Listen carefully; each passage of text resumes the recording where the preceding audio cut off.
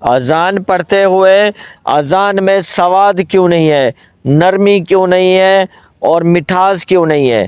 ہم اذان میں دھکا لگاتے ہیں، سختی لے کے آتے ہیں، ایسی اذان پڑھتے ہیں جو سر میں اور دماغ میں چبھتی ہے۔ سب سے پہلے اب وہ لائن سنیں جو سختی والی ہوتی ہے، جس میں ہم دھکا استعمال کرتے ہیں۔ اللہ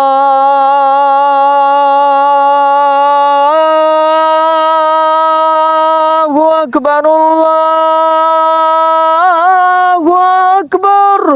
یہ جو آپ نے سنی، اس میں ہم دھکا استعمال کر رہے ہیں، سختی لے کے آ رہے ہیں۔ اب جو اذان نرمی والی ہوگی، میٹھی ہوگی، اس کو آپ ایسے پڑھا کریں، اللہ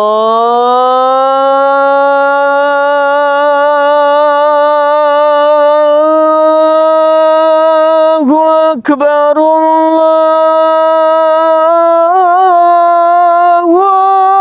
اکبر۔